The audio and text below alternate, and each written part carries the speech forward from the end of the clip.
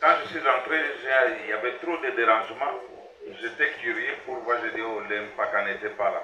Il ne faut pas mépriser la jeunesse. Hein? Eliou était plus jeune, mais c'est lui qui a donné la vie à Job.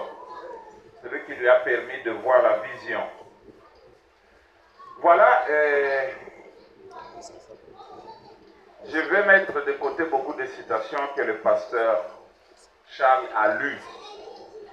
Parce que c'était des citations qu'ils avaient aussi préparées. Je vais prendre peut-être d'autres qui n'ont pas touché. Non, là, ça va nous aider à économiser le temps. Non, ça sera le même angle. Parce que vous avez présenté la vérité d'un bout à l'autre. Et ce que moi j'avais préparé, je voulais montrer que le Rédempteur est inchangeable. Et ça a toujours été Dieu lui-même. Alors, ça rejoint Hébreux 13:8 qui dit que il est le même hier, aujourd'hui et éternellement, à l'exception du corps matériel.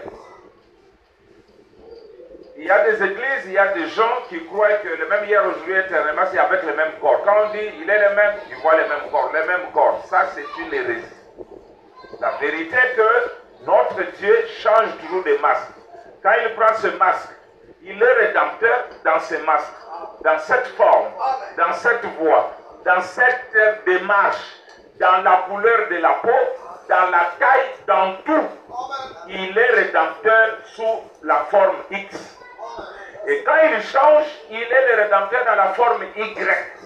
Quand il change, il est rédempteur dans la forme Z. Maintenant, comme j'ai toujours dit, il y a des gens qui essaient d'opposer Dieu pensant qu'ils sont deux. J'ai toujours dit qu'ils opposent, par exemple, le soleil de l'Est avec le soleil de l'Ouest. Et pourtant, c'est le même soleil qui fait une certaine trajectoire. Ici, il est fort, ici, il est moins fort, mais c'est le même soleil. Il fait son théâtre prévu depuis l'éternité. Alors, nous allons prendre d'abord la Bible pour soutenir ce que je venais de dire à propos de l'Éternel. Je prends Isaïe 44, 23 à 24. Il dit, cieux, réjouissez-vous car l'Éternel a agi. Profondeur de la terre, retentissez d'allégresse. Montagne, éclatez en cris de joie. Vous aussi, forêt, avec tous vos arbres. Car l'Éternel a racheté Jacob. Il a manifesté sa gloire en Israël. Ainsi parle l'Éternel, ton Rédempteur. Celui qui t'a formé dès ta naissance. Moi, l'Éternel, je fais toutes ces choses. Je fais toutes choses. Celles j'ai déployé les cieux, celles j'ai étendu la terre. Donc, il montre que l'Éternel, c'est lui le Rédempteur. Isaïe 48, verset 17, il dit, ainsi parle l'Éternel, ton Rédempteur, les saints d'Israël. Moi, Éternel, ton Dieu, je t'instruis pour ton bien, je te conduis dans la voie que tu dois suivre. C'est lui le Rédempteur. Dans Ésaïe 49, 25 à 26, il dit ceci. Oui, dit l'Éternel, la capture du puissant lui sera enlevée, et le butin du tyran lui échappera. Je combattrai tes ennemis, et je sauverai tes fils. Je ferai manger à tes oppresseurs leur propre chair. Ils s'enivreront de leur sang comme du mou. Et toute chair saura que je suis l'Éternel, ton sauveur, ton rédempteur, le puissant de Jacob. Si nous allons dans Ésaïe 54, 4 à 5, il dit, ne crains pas, car tu ne seras point confondu. Ne rougis pas, car tu ne seras pas déshonoré. Mais tu oublieras la honte de ta jeunesse, et tu ne te souviendras plus de l'opprobre de ton veuvage. Car ton Créateur est ton époux. L'Éternel des armées est son nom. Et ton Rédempteur est le Saint d'Israël. Il se nomme Dieu de toute la terre. Bon, vous pouvez aussi prendre Ésaïe 54, 8. Vous pouvez prendre 76. Il se présente comme étant le Rédempteur. Maintenant, je vais parcourir la Bible. Quand nous arrivons dans 1 Roi 17, 37 à 38, il y a une scène qui se passe. Israël s'était égaré en allant vers le dieu Baal. Et nous avons entendu ici, racheter signifie ramener. Il fallait que Dieu ramène les cœurs de ces gens-là vers la position qu'ils avaient quittée. Et quand Élie rétablit l'autel, il commence à prier, il dit ceci. Réponds-moi, Éternel, réponds-moi. Afin que ce peuple reconnaisse que c'est toi, Éternel, qui es Dieu, et que c'est toi qui ramènes leur cœur. Amen. Oh, ils vont me voir, moi et Élie, mais en réalité, c'est toi qui les fais. Et tu les fais au travers de moi. C'est ça qu'il voulait dire. Parce que nous allons voir, quand bien même Dieu est rédempteur, mais le rédempteur de l'homme ne doit pas être esprit. Quand nous arriverons au principe de la rédemption, il doit être un frère, il doit être un proche, il doit être de notre lignée. Or, Jean 4 dit que Dieu est esprit. Et l'esprit ne peut pas nous racheter. C'est pourquoi l'esprit aura toujours besoin d'un corps. Quand il change ce corps-là, ça ne signifie pas qu'il y a 1, 2, 3, 4, 10 rédempteurs. C'est le même, mais qui change de forme. C'est tout. Alors, il dit, réponds-moi. L'Éternel répond, afin que ce peuple reconnaisse que c'est toi, Éternel, qui est Dieu, et que c'est toi qui ramènes leur cœur. Et aussitôt quand il a dit ça, le feu est venu. Mais ça s'est passé plusieurs milliers d'années ou plusieurs siècles. Je voulais dire, après qu'Abraham ait disparu de la terre. Abraham, alors qu'il n'avait même pas encore d'enfant, Dieu lui dit ceci, dans Genèse 15, 13 à 16. Et l'Éternel dit à Abraham, sache que tes descendants seront étrangers dans un pays qui ne sera point à eux. Et ils seront asservis et on les opprimera pendant 400 ans. Oui, Genèse 15. Moi, je jugerai la nation à laquelle ils seront asservis et ils sortiront ensuite avec de grandes richesses. Toi, tu iras en paix vers tes pères. Tu seras enterré après une heureuse vieillesse. À la 4e génération, ils reviendront ici. C'est ça le rachat. Ils étaient ici, ils sont allés dans un autre pays, les racheter, c'est-à-dire les ramener ici où ils étaient. À la 4e génération, ils reviendront ici car l'iniquité des Amoréens n'est pas encore à son comble. Voyons maintenant l'accomplissement de cette parole de l'Éternel, comment il l'a accompli. Exode 3, 7 à 12. Je lis d'abord la Bible et ensuite nous lirons le prophète. Dieu est descendu dans le buisson ardent sous la forme de la colonne de feu. C'est lui qui est venu, non? La colonne de feu. Moïse a vu qu'il y avait un feu dans le buisson, mais le buisson ne se consumait pas. Quand il s'est approché, Dieu a commencé à lui parler. L'Éternel dit, j'ai vu la souffrance de mon peuple qui est en Égypte. Et j'ai entendu les cris que lui font pousser ses oppresseurs, car je connais ses douleurs. Je suis descendu pour le délivrer de la main des Égyptiens. Il n'a pas dit Moïse, c'est toi. Il dit c'est moi qui suis descendu pour faire ça. Parce que le Rédempteur, c'est moi. Et pour le faire monter de ce pays dans un bon et vaste pays, dans un pays où coule le lait et le miel, dans les lieux qu'habitent les Cananéens, les Hétiens, les Amoréens, les Phéréziens, les Héviens, les Jébusiens. Voici les cris d'Israël sont venus jusqu'à moi, et j'ai vu l'oppression que leur font souffrir les Égyptiens. Écoutez, là où Dieu fait un point, maintenant va, je t'enverrai auprès de Pharaon. Mais il vient de dire que je suis descendu pour faire ça. Maintenant il dit, toi va. Et qui est parti alors? Je t'enverrai auprès de Pharaon et tu feras sortir d'Égypte mon peuple, les enfants d'Israël.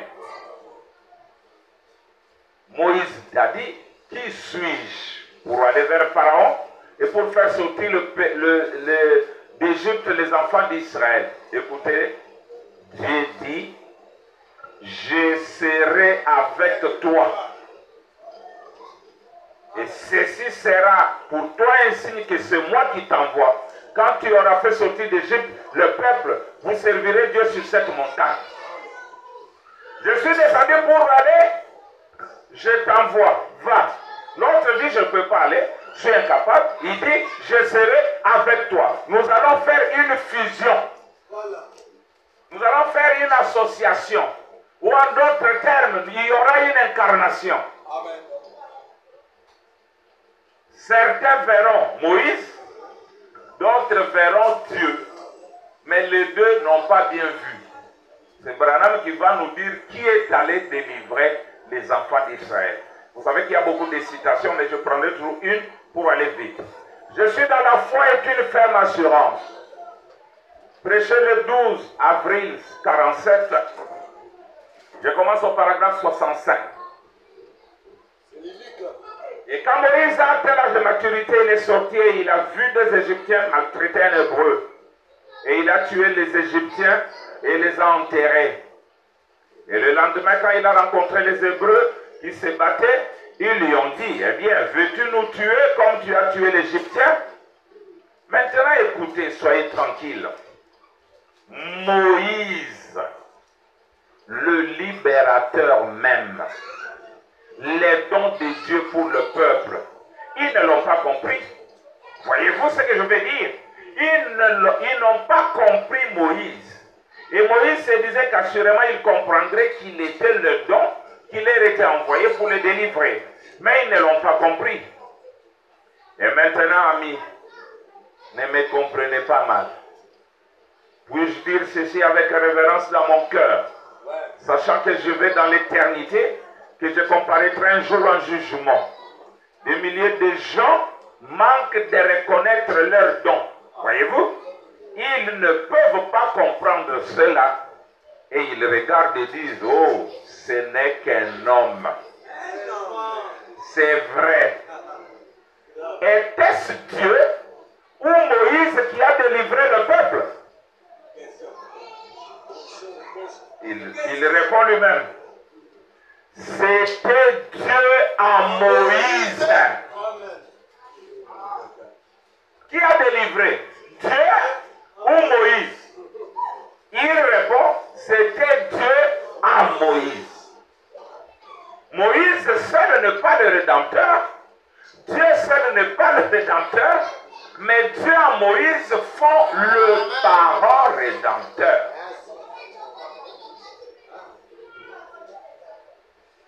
Marie, Aaron, voyez Moïse leur frère. se moquer de lui, le blâmer. Pourquoi tu as épousé une Éthiopienne? Mais quand Dieu descend, il ne dit pas pourquoi vous n'avez pas craint Moïse. Il dit pourquoi vous ne me craignez pas. Il pouvait dire non, mais toi Dieu, nous te voyons dans la colonne de feu là-bas. Ici c'est Moïse. Il leur dit, mais c'est moi en lui. Ce que vous faites à lui, c'est à moi que vous l'avez fait. La vérité, c'est ça. Alors, il continue. C'est vrai. Était-ce Dieu ou Moïse qui a délivré le peuple? C'était Dieu en Moïse. Vous voyez? Ils ont réclamé les libérateurs. Et quand Dieu leur a envoyé les libérateurs, ils ont manqué de reconnaître cela. Parce que c'était par un homme. Par un homme. Mais ce n'était pas un homme. C'était Dieu dans l'homme. Donc, au premier exode, Dieu a racheté Israël en le ramenant dans la patrie par un homme. Il dit, je suis la lumière, mais j'ai besoin d'un corps. Et le corps prédestiné dès avant la fondation du monde, c'est le corps de Moïse. Moïse vient. Et vous verrez que, quand bien même ils ont fait des discussions, Moïse dit non, je ne pars pas. Dieu l'a menacé de le tuer. Parce que Dieu ne remplace pas ses pions comme ça. Il avait vu Moïse et personne ne pouvait prendre la place de Moïse. Voilà. Nous verrons aussi que dans le deuxième exode, il y a eu aussi un rachat pour l'exode. Jusque-là, je n'ai pas encore parlé du rachat de toute l'humanité. Dieu s'est voilé dans un homme appelé Jésus. Et dans le troisième exode, Dieu s'est voilé dans un homme appelé Branham. Mais c'est la même personne tout le temps.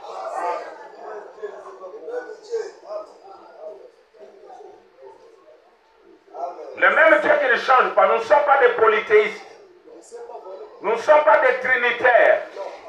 La première loi dit, écoute Israël, ton Dieu est unique. Tu n'auras pas d'autre Dieu devant ma face. Et ça même l'idolâtrie. Avoir d'autres dieux que l'unique là, qui change de forme. Et le péché de l'idolâtrie est punissable. Il y a 2 tribus qui avaient été effacées de dessous de la terre à cause de l'idolâtrie. Mais vous pouvez être sincère, mais étant idolâtre, quand vous ne comprenez pas les choses de la manière du plan de Dieu. Alors, l'humanité entière était dans le chaos. Adam avait perdu sa position. Adam était le Dieu de la terre. Il avait tout le pouvoir. Il donnait des noms. Il faisait toutes ces choses-là. Mais il a perdu ça. Branham dit dans Dieu se cache ses dans la simplicité qu'il est passé de l'autre côté de l'abîme. Il a perdu sa filiation. Il est devenu pécheur par nature. Mais Dieu avait besoin de ramener l'homme à lui. Qu'il retourne dans sa filiation.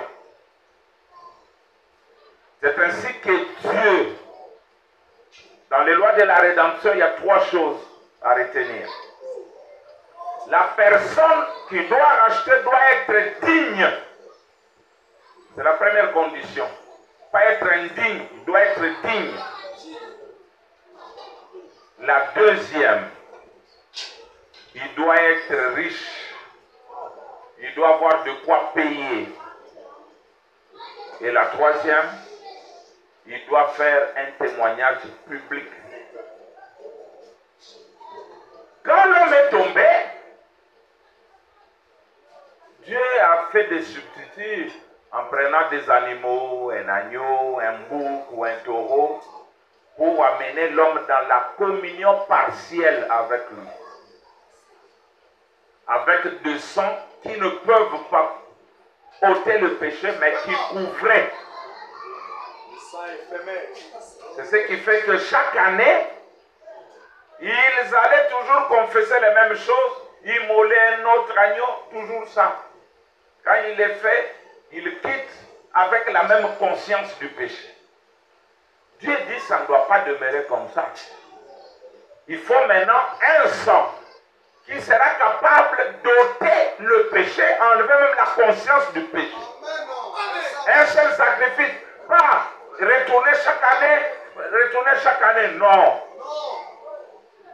Quand Dieu a regardé, il dit, moi dans ma nature, je n'envoie pas un ange, je n'envoie pas un serviteur pour l'histoire de l'humanité. L'affaire qui concerne mes enfants, c'est moi-même. Je dois aller.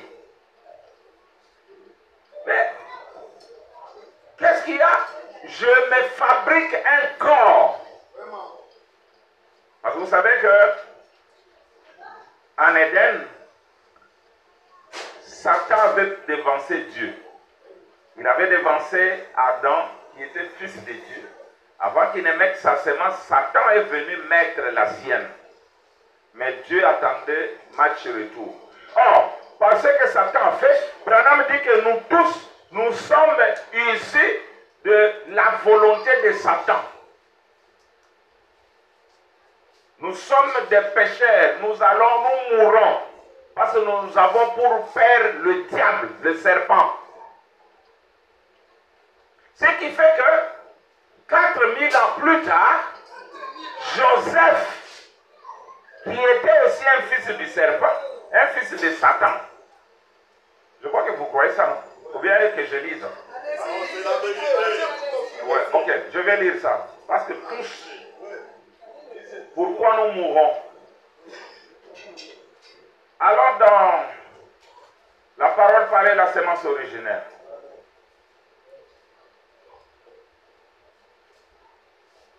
Et vous savez que William Branham dit il n'y a pas de rachat pour un mulet. Il dit on rachète le cheval et on rachète l'âne au travers du sang. Parce que l'âne c'est aussi un animal unique. Mais il est racheté au travers du sang. Il dit mais pour le mulet, à cause de son hybridation, il ne peut pas être racheté. Voilà. C'est pourquoi ce corps ne sera jamais racheté. Il ne sera pas racheté parce que c'est l'hybride. Son rachat à lui s'est retourné à la poussière. Alors, on parlait partie 2, paragraphe 84. Il dit ceci. Mais tout homme, qu'il soit pape, prêtre, évêque, quoi qu'il soit, il meurt parce qu'il est un hybride. C'est exact. Il est né d'une union entre Satan et Ève. On aura beau appeler ça comme on voudra. C'était Satan et Ève. La parole originelle n'a eu rien à voir là-dedans. La parole originelle, c'était la vie. Il l'a hybridé, ce qui a produit la mort. On dit tout homme, même vous. Alors, Dieu, pour produire le sang parfait qui devait racheter l'humanité, il ne pouvait pas permettre que Joseph, qui est issu de l'union d'Ève et de Satan, puisse mettre sa sémence qui doit féconder une ovule qui est aussi ici de l'union d'Ève et Satan. C'est ainsi que Dieu, au travers de la Vierge, a créé et la sémence et l'ovule. Ce n'était pas le spermatozoïde de Joseph, ce n'était pas non plus l'ovule de Marie. C'était une création. Et cela a produit. Bon, je sais qu'ici, on ne peut pas tolérer même une image comme ça. Et ça a produit le corps du Seigneur Jésus-Christ, qui a commencé à croître jusqu'à l'âge de 30 ans. Le grand Rédempteur, Dieu, l'Éternel, est descendu. Il a tabernaclé. William Branham dit, ce jour-là, la terre et les cieux s'embrassèrent, se donnèrent un baiser. L'homme et Dieu devinrent un en ce jour mémorable où Jean baptisa Jésus.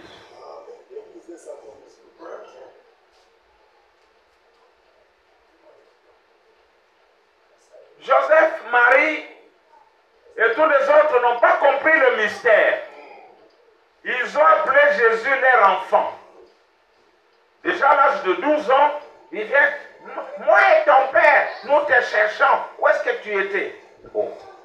Il dit, mon père et ma mère, Marie, tu as oublié ma provenance, mon origine. Je suis ici pour faire les affaires du Père. Or, Joseph était un menuisier. Les affaires du Père qu'il faisait là, ce n'était pas les chaises, le meuble, la chair ici, mais c'était la parole. Et Dieu est la parole. Il faisait les affaires du Père. Alors, Branham dit, vous voyez, la parole, même jeune, corrige l'erreur. La parole ne supporte pas l'erreur. La parole est au-dessus des émotions. On ne peut pas falsifier l'histoire. Vous pouvez dire, moi je ne citerai pas Jésus parce que je... Mais tu ne peux pas le citer comment? Parce que William Branham le cite. Et l'histoire de la rédemption que nous racontons, nous devons la raconter de la bonne manière. De la manière dont Dieu l'a fait. Quand quelqu'un passe, il raconte correctement l'histoire de la rédemption, les zélés. Ceux qui ont les ailes amères vont commencer à l'insulter. Tu ne connais rien, tu ne crois rien, tu ne crois rien. Va briser les bandes, va couper les brochures. Alors, maintenant, le sang là-bas, ce n'était pas le sang de Joseph, c'était alors un sang digne. C'est pourquoi quand nous lirons plus tard, vous verrez, Branham demande pourquoi Dieu a-t-il donné cette chair et ce sang? Il dit, c'est pour que la vie vienne par le sang et que la chair soit rachetée. Pour que Dieu, à travers cette chair ici rachetée, puisse racheter les autres. Donc, nous allons arriver à tout ça. Parce que si nous disons que ça, c'est ma portion de terre. William Branham est ceci, mais nous devons savoir d'où ça vient et comment ça s'est fait. Alors, il a eu le sang digne. Le sang de Dieu, par exemple, dit, nous ne sommes pas sauvés par un sang juif. Nous ne sommes pas non plus sauvés par un sang non juif. Il dit, nous sommes sauvés par le sang de Dieu, qui est venu par création. Alors, nous verrons ensuite que Jésus à la croix, il dit, tout est accompli. Qu'est-ce qui est accompli? Ailleurs, vous lirez qu'à la croix, c'est un témoignage public qu'il a fait. Mais quand nous verrons, quand nous rentrerons dans le cas de Boaz, le prophète dit que, regardez, Boaz a fait son témoignage public devant les anciens. Or, il y a 2000 ans, Branham dit, les anciens n'étaient pas encore choisis. Il dit, les anciens sont choisis au temps de la fin. C'est là que nous verrons William Branham dire, il ne nous a pas rachetés à la croix. Mais il a fait une partie de la rédemption. Et Paul, qui vient après lui, confirme en disant, n'attristez pas le Saint-Esprit par lequel vous avez été scellés jusqu'au jour de la rédemption. Branham dit, dans la brèche, le jour de la rédemption, il dit le jour où le livre serait révélé. Amen. C'est lui qui a pu maintenant. Donc, il a payé, il avait été digne, il a payé, parce que c'est là que j'avais eu des problèmes avec un pasteur quelque part. Dans Christ identifié dans tous les âges qu'a lu le pasteur Charles, je pensais qu'il allait lire cette écriture. Où Branham dit, j'avais lu dans son église. Là où il dit que Que vous les ministres, vous puissiez répondre ceci pour nous. Il est le souverain sacrificateur qui peut compatir sur base des sentiments de nos infirmités, choses comme ça. Et il ajoute, il est dans la chair humaine maintenant, rachetant son peuple. Donc, quand j'avais lu cette citation, l'église est en ébullition. Et à la fin, le pasteur m'appelle pour me dire, non, tu as prêché une fausse doctrine. J'ai dit, mais vous-même, vous étiez là en train de jubiler. J'ai dit, en quoi c'est faux? Il dit, non, parce que Branham dit, il vient 3 fois. La première fois, il est venu pour racheter. Maintenant, c'est pour prendre. Mais comment toi, tu peux dire, il est dans la chair rachetant? Maintenant, il avait oublié que Jésus n'avait pas accompli le rachat entier. Il a fait une partie de ça, laissant la vraie chose arriver au temps de la fin. Il avait des bons sentiments avec cette écriture-là, ok. Mais il avait tort. Il avait raison d'avoir tort. Voilà. Il a lu l'écriture, mais il n'a pas continué avec le fil d'idée de l'écriture jusqu'à la fin. C'est pourquoi même au cours des âges, les gens chantaient. Racheter combien j'aime le proclame. Et ça, dans racheter par les sang de... Est-ce qu'ils étaient rachetés? C'est pourquoi quand nous allons arriver dans l'Apocalypse 5, on pose la question, qui est digne de prendre le livre et la rompre le sceau? La Bible dit, au ciel il n'y avait personne, sur la terre il n'y avait personne. Alléluia! Alléluia! Réjouissez-vous dans ma lèvre dès que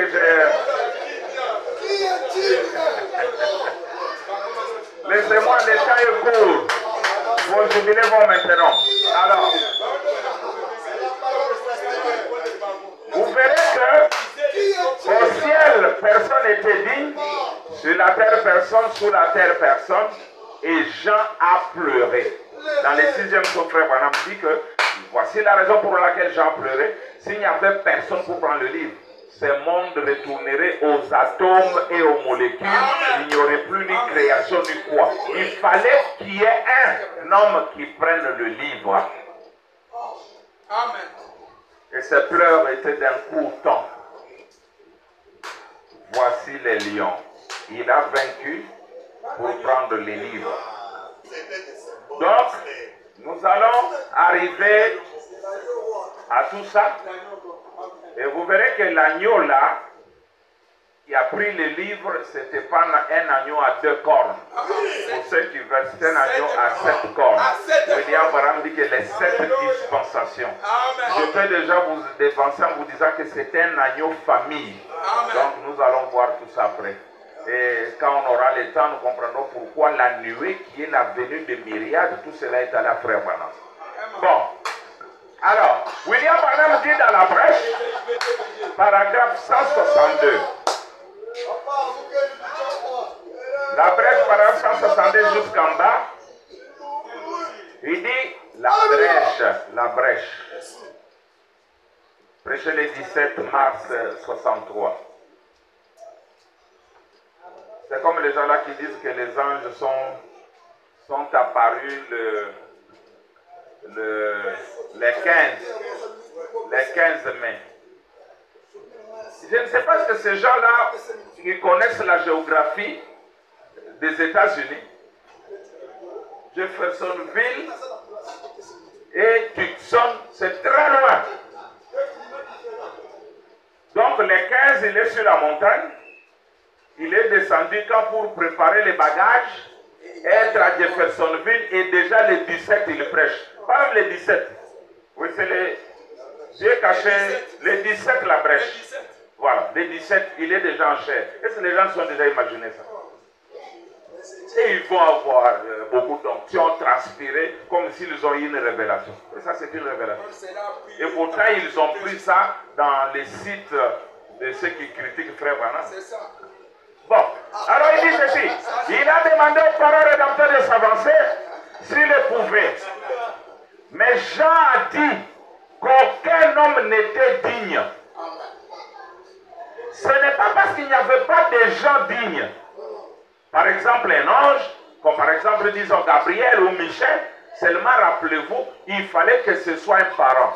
Jean a dit aucun homme. Mais les anges étaient là dignes, mais ils ne pouvaient pas, parce qu'ils n'ont pas la même nature que nous. Dieu lui-même était là, il était incapable, parce que lui est esprit. Mais ce n'est pas l'esprit qui est tombé, c'est l'homme qui est tombé. Donc il fallait qu'on trouve un homme. Il dit seulement, rappelez-vous, il fallait que ce soit un parent. Rappelez-vous, Jean dit ici, et aucun homme, non pas ange, non pas séraphin, eux n'avaient pas péché, mais ils étaient dans une classe à part. Ils n'étaient jamais tombés. Vous voyez? C'était une équation. Il fallait que quelque chose se fasse. Alors, écoutez, au paragraphe 164, toujours la brèche, il dit ceci. Mais ici, il fallait un parent rédempteur. Aucun homme. Vous savez que c'est une scène du temps de la fin. Quand on demande aux parents rédempteurs, c'est au temps de la fin. C'est 2000 après. Parce que Jean avait vu juste une vision. Maintenant, Abraham dit, ici, il fallait un parent rédempteur. Aucun homme. Pourquoi? Il dit, parce qu'aucun d'eux n'avait été racheté. Juste au moment où on réclamait le parent rédempteur, il n'y avait aucun racheté. C'est pourquoi dans les hommes en prison, il dit, il n'a pas pu les racheter à la croix. Parce que racheter signifie ramener. Il y a 2000 ans, les livres n'étaient pas rentrés dans les mains du propriétaire. Mais le processus avait été engagé. Mais aucun d'eux n'était racheté. Aucun, la brèche 164. Mais ici, il fallait un parent rédempteur. Aucun homme. Parce que aucun d'eux n'avait été racheté. Aucun homme n'était digne de les regarder. Oh là là. Donc, il fallait un parent humain. Et il a demandé, mais on ne l'a trouvé nulle part. Il n'y avait personne, aucun évêque, aucun archevêque, aucun prêtre, aucune hiérarchie. Rien de tout cela n'avait même assez de sainteté, ne serait-ce que pour regarder le livre. Ça, c'est assez fort, mais c'est ce que la Bible dit. Ok, vous connaissez Jean a pleuré, etc. C'est dans 139, les hommes en prison, où il dit, mais voyez-vous, dans ce livre s'est trouvé ce qui était racheté. C'était le livre de la rédemption. Et tout ce qu'il avait racheté est inscrit dans ce livre. Amen. Tout ce pour qui il est mort est inscrit dans ce livre. Amen. Et il ne pouvait pas quitter son trône de médiation avant d'avoir accompli la rédemption entière. Amen. Voilà. Au temps de la fin, la rédemption devient entière. Il continue. Il dit, et il n'a pas pu les rencontrer à la croix. Parce qu'ils avaient été prédestinés dans le livre de l'agneau et ils devaient rester là pour intercéder jusqu'à ce que ce soit accompli pour la dernière personne. Or, nous savons que le corps de Jésus n'avait qu'une durée de 33 ans et demi. Il a accompli et il a dit, je suis venu de Dieu, je retourne à Dieu. Branham dit, il était lumière qui est devenu chair et après sa résurrection, il est redevenu lumière. En redevenant la lumière, comment va-t-il racheter étant lumière? C'est ainsi que le chandelier, il n'est pas là, le chandelier montre à suffisance le vase d'huile qui est Christ sous la forme de l'esprit Et les 7 messagers puisaient là-dedans. William Branham dit, il s'est façonné en elle la femme. Qu'est-ce qui s'est fait? La Bible dit d'abord par Paul, il dit, il n'y a aucun médiateur entre Dieu et les hommes, si ce n'est Jésus-Christ homme. Or, lui n'est plus homme, il est redevenu lumière. C'est là que les intelligents reformulent la chose. Parce qu'au cours des âges, il fait l'intercession et les 7 messagers étaient la miséricorde pour un âge. Pour un âge, pour un temps. Donc pour dire, il n'y a pas de médiateur entre Dieu et les hommes si ce n'est Jésus-Christ Paul, si ce n'est Jésus-Christ Irénée, si ce n'est Jésus-Christ Colomba, si ce n'est Jésus-Christ Martin, si ce n'est Jésus-Christ Wesley, si ce n'est Jésus-Christ Branham. Et là, c'est le trône du Père où il fait l'intercession. Mais un jour, il doit quitter ce trône pour prendre son propre trône. Bon, maintenant, il est là en train de faire son travail de la médiation. Il fait jusqu'au 7e âge. William Branham dit qu'il regardait dans Lévitique ou Exode, il prenait le doigt, il met dans le sang, il faisait des règles 7 fois. C'est pourquoi William Branham dit, aujourd'hui, l'alliance du sang est déjà terminée. Nous allons le lire. Il dit pourquoi on n'appelle pas ça une alliance éternelle? On l'appelle une alliance perpétuelle. Il dit ça signifie que c'est une alliance qui devait durer un certain temps. Il dit, mais quand nous serons rachetés, nous n'aurons plus besoin d'alliance. Laissez-moi d'abord le trouver.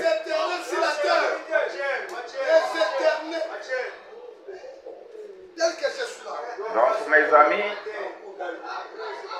les choses sont bonnes.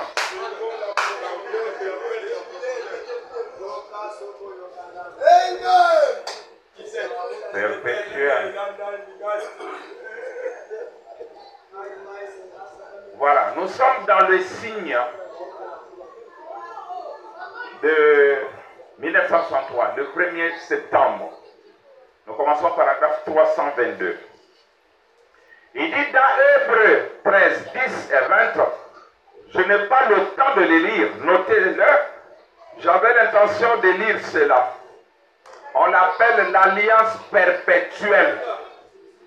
Vraiment, on commence à faire le mot, les jeux de mots entre éternel et perpétuel. Après, il dit, le sang de Jésus-Christ est appelé l'alliance perpétuelle. Oui, messieurs, l'alliance perpétuelle. Pourquoi n'a-t-elle pas été appelée une alliance éternelle? Parce qu'elle n'allait pas être éternelle. Écoutez, une fois que nous serons rachetés, elle sera alors terminée.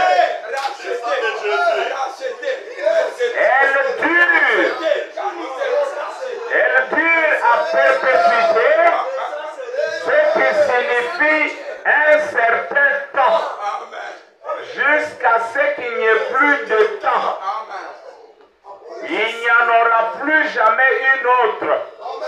Quand il n'y aura plus de temps, quand l'âge jure, il dit qu'il n'y a plus de temps, c'est terminé. Nous n'aurons plus besoin d'alliance. Mais jusqu'à ce que le temps arrive à sa fin, nous avons besoin de l'alliance. D'accord? Parce qu'il y a des gens qui pensent que le sang de Jésus va dépasser les 7 âges de l'Église.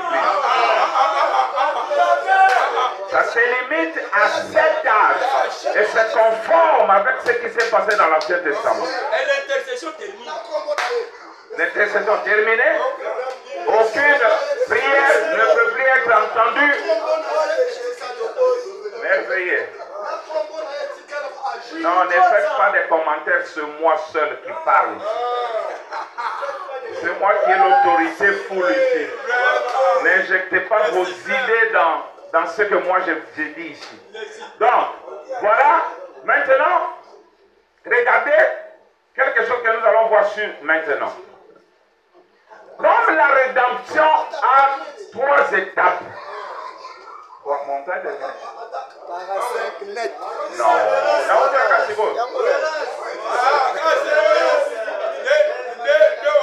est-ce qu'on peut s'attendre enfin de n'être pas vu discriminatoire?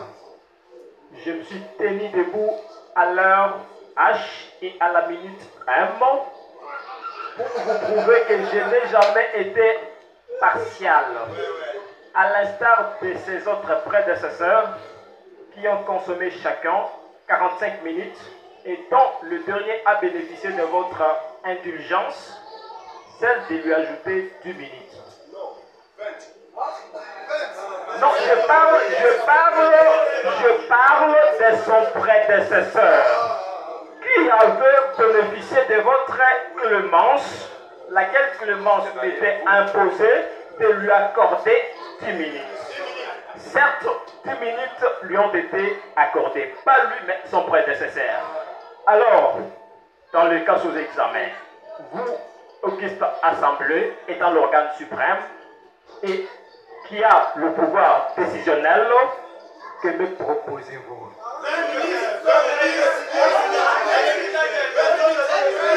Non, je prends le révérend Patrice.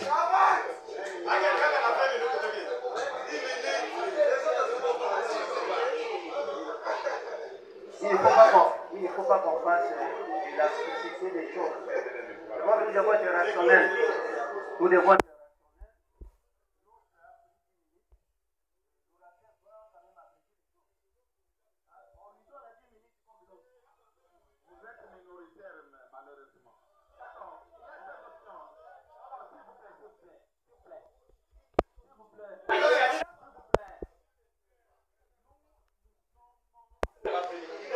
Nous sommes le répétiteur. Je viens d'être très loin plus que vous tous.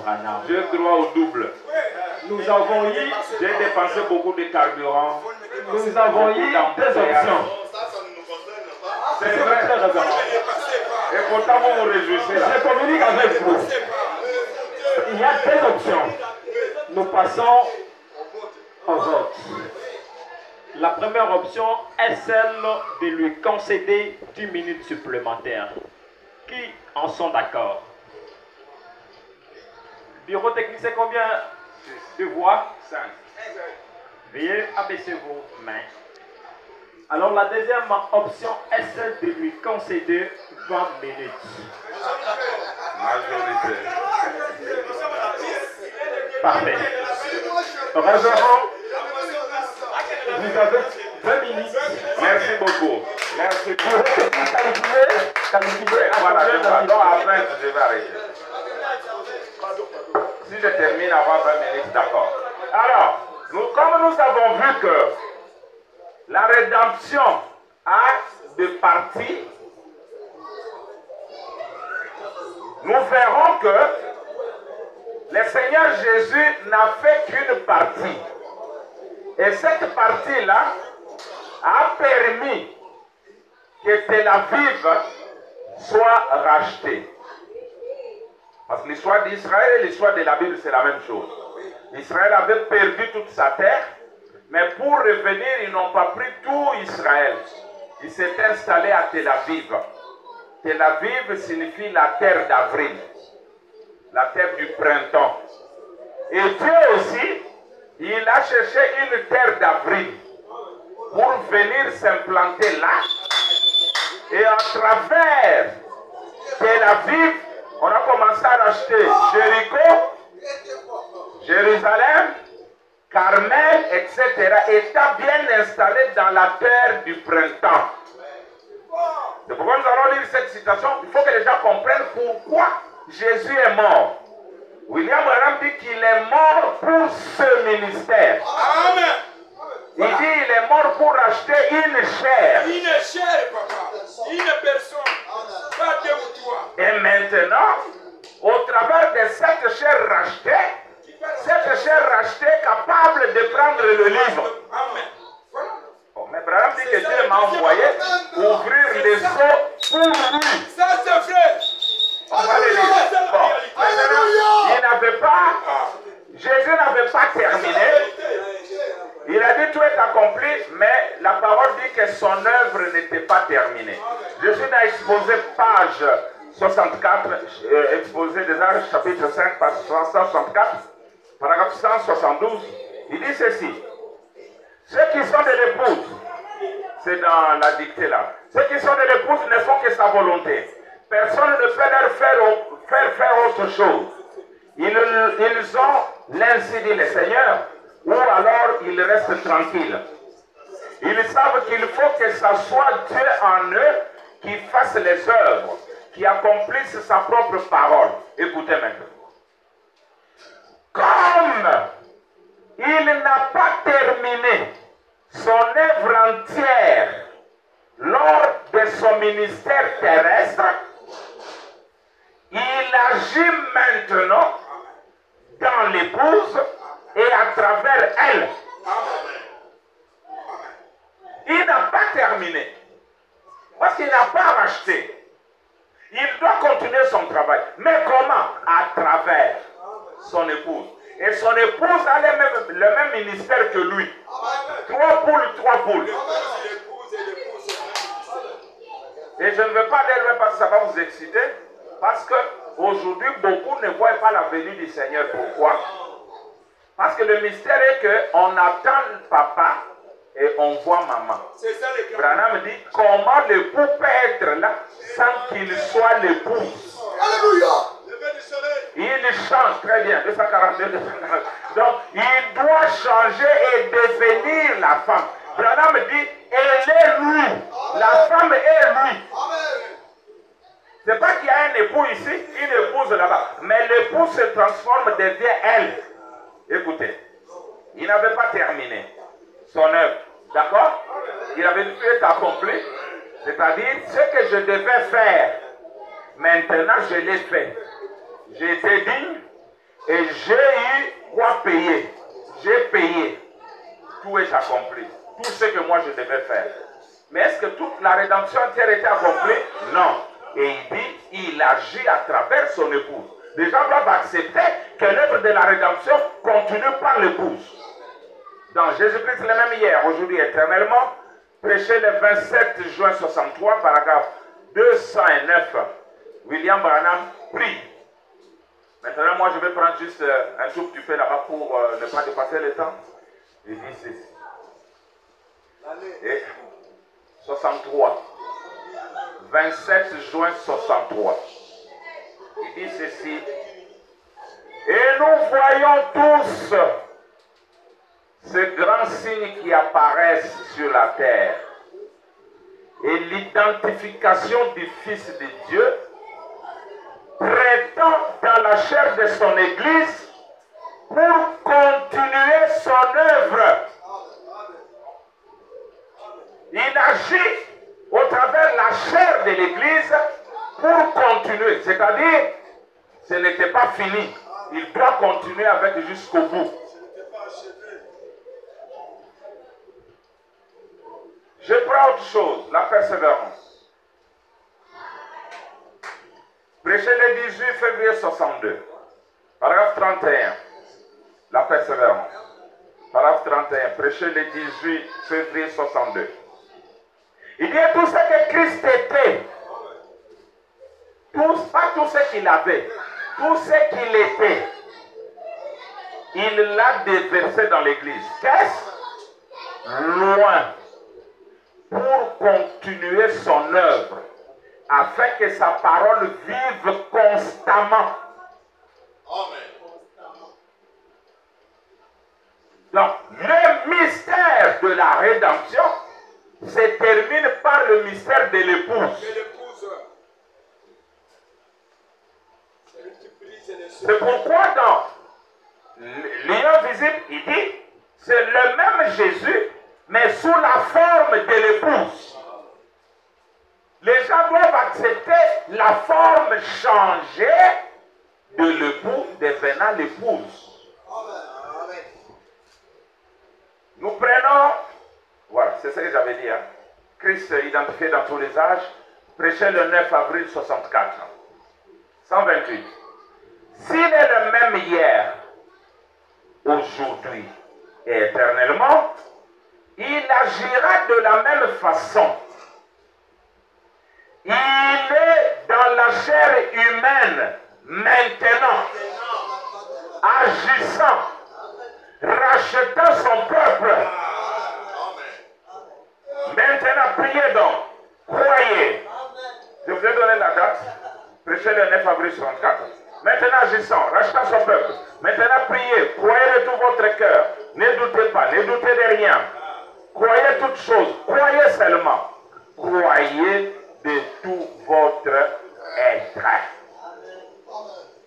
Alors, maintenant, quand Job fut consolé par Élihu, alors que l'Église l'avait condamné, Élihu, qui était Dieu, elle, c'est Dieu, est venu le consoler.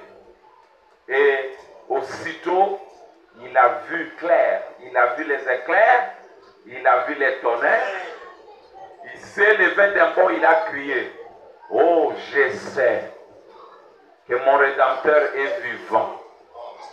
Dans les derniers jours, je le verrai. » Branham dit, pas les 4 premiers 1000 ans. Job a vu le Rédempteur dans les 2 derniers 1000 ans. Vous pouvez prendre ça dans Israël à la mer Rouge, partie 1. Prêcher les 26 mars 53. Il a vu le même parent rédempteur, mais dans sa phase des derniers 1000 ans. Il n'y en a pas deux. Paragraphe 63. Alors, lorsque Job entendit cela, il s'était debout. Oh là là, les éclairs jaillirent, les tonnerres grondèrent. Qu'est-ce que c'était? Les prophètes revinrent dans le canal de Dieu. Oh là là, ses yeux s'ouvrirent. Il dit, je sais que mon Rédempteur est vivant. Écoutez, 4000 ans avant qu'il ne vienne sur la terre, je sais que mon Rédempteur est vivant. Une continuation, est vivant. Et à la fin, Branham dit, dans les derniers jours, les 2 derniers 1000 ans, il sera debout sur la terre. Quand les vers auront détruit ce corps, cependant dans ma chair je verrai Dieu. Je le verrai moi-même et mes yeux le contempleront et non ceux d'un autre. Vous y êtes? Lorsqu'il fut sur le point de mourir, il a dit, enterrez-moi ici même en Palestine. Donc Job a vu le parent rédempteur ici, c'est le parent rédempteur de toute l'humanité. Vous voyez que nous ne sommes pas seulement dans les premiers ou deuxième, troisième et deuxième. Job est mort il y a très longtemps. Mais il attendait. Adam attendait. Tous les prophètes attendaient. Même Paul attendait pour qu'en ces derniers moments, le Rédempteur se tienne debout sur la terre et que nous puissions être rachetés. Oh là là, bon. Je crois que l'écriture de Retour et Jubilé, le pasteur a lu, paragraphe 45, où il dit, mais un soir, un frère de sang qui savait qu'il était là, mit sa Bible sous les bras et alla à sa recherche. Un parent, parce qu'il a le même esprit, il est né dans l'âme, aller appeler, etc. Maintenant, mes frères, écoutez ceci. Je vais lire seulement des citations et j'arrête. Je vais vous laisser beaucoup de minutes. Je prends pourquoi le Saint-Esprit a-t-il été donné. Je pensais que le pasteur Charles allait lire ça parce que vous étiez dans les mêmes histoires là. Écoutez. Pourquoi le Saint-Esprit a-t-il été donné du 17 décembre 59? Il dit ceci. Paragraphe 31. C'est le but du Saint-Esprit. C'est le Père à nouveau. Dieu, le Père, qui habite en vous, qui a accomplisse ses plans. Pourquoi? Pour terminer son plan de rédemption. C'est pourquoi il devait achever la rédemption entière. Ici, il dit pour terminer son plan de rédemption. Qui œuvre à travers vous. Qui fait de vous un co-ouvrier avec lui. Qui vous donne une place. Qui vous donne une part pour votre frère et votre sœur déchus, perdus. Qui vous donne son esprit et son amour pour aller à la recherche des perdus. Comme il l'a fait dans le jardin d'Éden. Adam, où es-tu?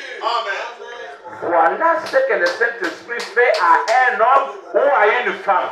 Donc, écoutez, quand Dieu vient s'installer dans William Branham, nous venons de voir qu'à travers cette chaîne, je vais lire cette citation, il doit racheter les autres. Si celui qui est racheté, c'est Frère Sam, lui n'a-t-il pas racheté d'autres? Ce n'est pas lui qui est allé les réclamer. Est-ce qu'il savait même que Branham existe? Est-ce qu'il savait qu'il y a un message? Mais un frère racheté, c'est peut-être Jéricho. Mais qui va maintenant à une autre terre, il rachète les autres. Ce rédempteur peut même être une femme aussi. Frère Branham dit, un homme ou une femme, il vous donne une place pour votre frère et votre sœur déchus. Moi, pour que je vienne au message, je n'ai pas vu le visage de Frère Branham. Je n'ai pas vu Joseph ni Billy Paul. J'ai vu un frère appelé Joseph Katende. C'est lui qui me parle du message. Il est mon parent rédempteur. C'est lui qui m'a ramené là. Maintenant, écoutez. Écoutez, là où je vous ai dit que c'était lu à la brèche, paragraphe 80, eh bien, c'est là où il a dit que nous voyons que pendant ce temps, je vis 7 anges en forme de pyramide qui sont descendus majestueusement et m'ont enlevé. Et j'ai été amené à l'est afin d'ouvrir les 7 sceaux pour Dieu. C'est pourquoi l'épée du roi, Dieu qui est roi, était dans sa main. C'est-à-dire Dieu s'est façonné en lui. Il n'y a pas, à ce moment-là, il n'y a pas un autre Dieu que là. Parce que, quand il dit que tout pouvoir m'a été donné au ciel, Branham dit, s'il y a un autre Dieu au ciel, alors ce Dieu-là est sans pouvoir. Parce que tout le pouvoir est ici. Alors s'il y avait un autre Dieu là-bas, il est sans épée. Parce que l'épée a été donnée à un homme. Voilà pourquoi il était en mesure de prendre le livre. Vous avez compris que le Rédempteur c'est Dieu, mais il œuvre au travers des chairs humaines. Maintenant, je prends une dernière citation. Et ça va vous faire du bien. Cette citation dans Christ est le mystère de Dieu révélé.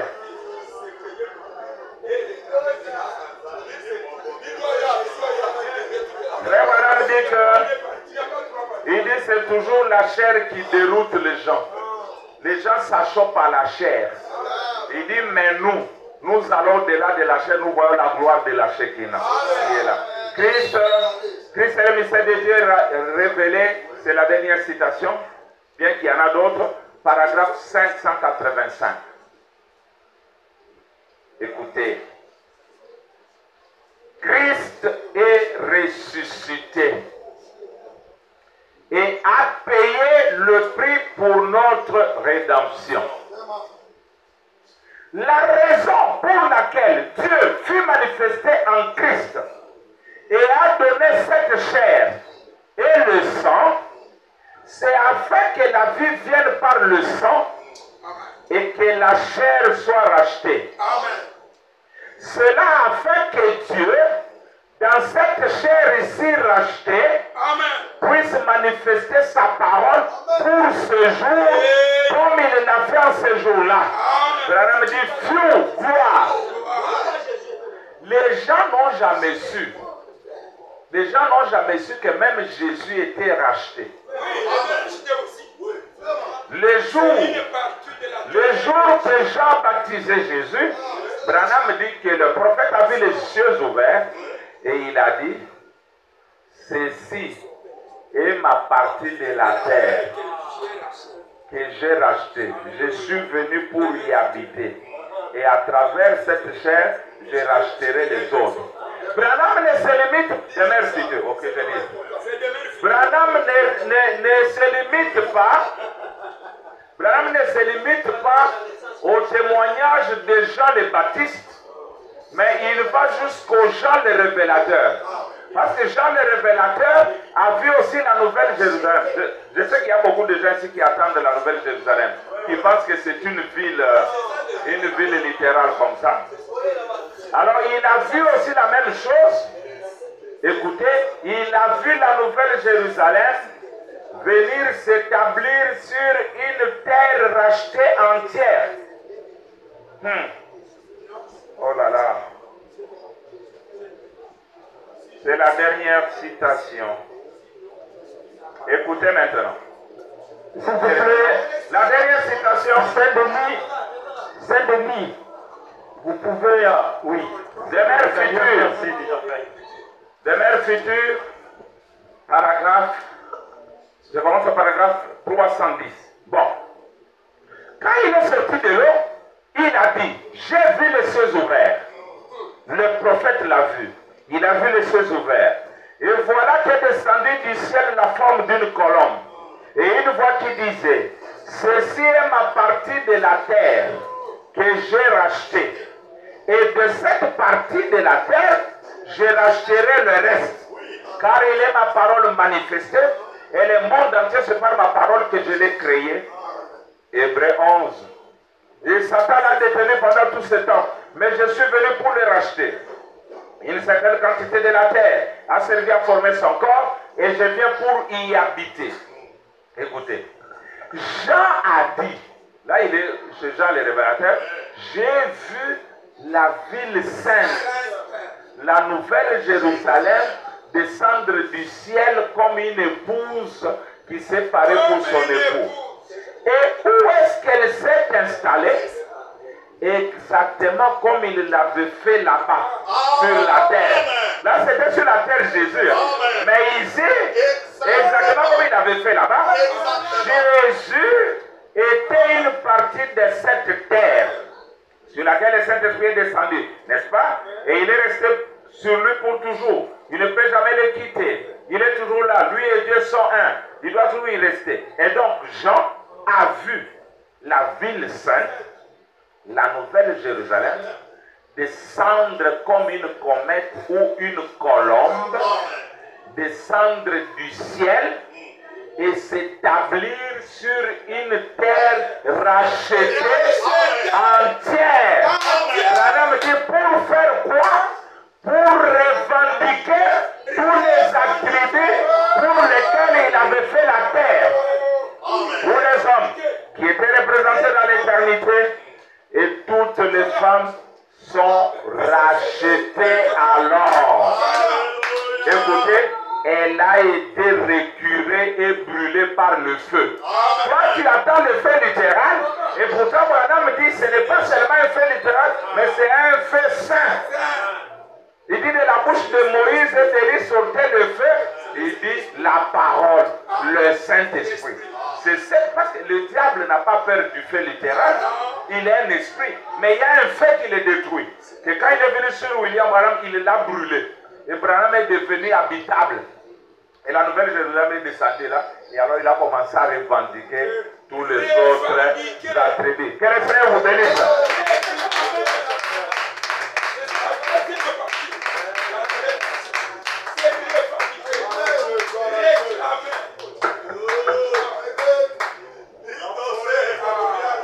Merveilleux, merveilleux.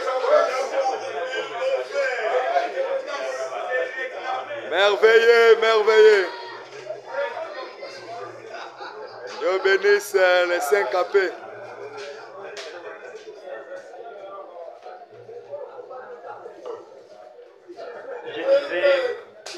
Je disais que le Seigneur bénisse son serviteur.